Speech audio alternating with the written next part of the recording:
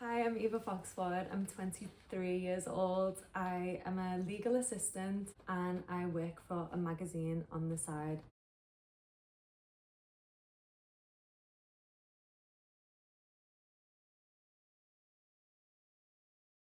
I'd probably say more control over routine. Just need that ability to control something. Like I failed first year of uni and then that just really kind of made me go, everything else is sort of out of control in my life. I just need to control this really small part. Often anorexia comes in as a way of managing autistic traits which are proven really difficult in everyday life. And it's almost initially a way of masking a survival response to help with really difficult emotions, to minimise sensory issues. Another way that social communication and interaction difficulties are hijacked by anorexia is a very helpful in the short term way of numbing emotions. Often people with autism feel emotions really intensely, and anorexia can numb those down and just give you a single focus and can cut all the noise out of the world when the world seems overwhelming from a sensory point of view and emotional point of view, and you can't follow your kind of repeated patterns and the predictability and certainty. Then anorexia gives you a focus, an anchor almost in the short term. I'm trying to figure it out myself. I still find like days when it's hard to navigate either like feeling more autistic or having my eating disorder be quite bad that day. Eva explained that her eating disorder was an unhealthy coping mechanism in response to feeling different whilst growing up.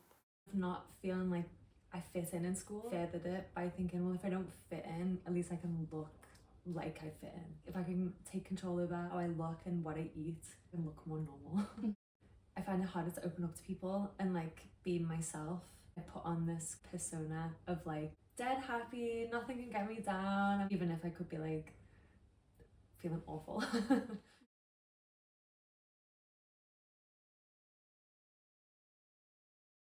And you have to be really mindful of diagnostic overshadowing. I think in eating disorder services historically were very guilty of thinking every difficulty around food was because of anorexia. We didn't understand the sensory issues around that. So it's really important to think, is this autism? Is this anorexia? And that's quite a difficult thing for patients to work out, but it's a really helpful journey to go on with them so that they can kind of work it out for themselves.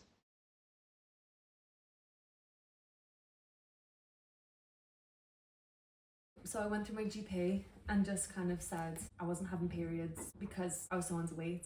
So then they were like, oh, we think you've got an eating disorder. Batted it away and was like, I don't have an eating disorder. A few years later when I was in uni, I like sought out the help. I was alone in my flat all over Christmas. It just got awful. So I was like, I need to speak to someone. Spoke to the GP. They put me in that group therapy and it was awful. I like felt belittled the whole time. I wouldn't speak up because I felt that they were more important than I was in that, or I'd tailor my answers so they'd seem not as bad. Everybody's care needs to be individualised. It's really important that patients take the lead in their own recovery, because if you meet one person with autism, you've met one person with autism, and one person with anorexia, everybody's experience is difficult, and what works for one person won't work for somebody else. I went back again. I finished my 20 weeks of therapy, like one-to-one last year, and that I feel like has helped me so much more. It was more tailored to me having autism.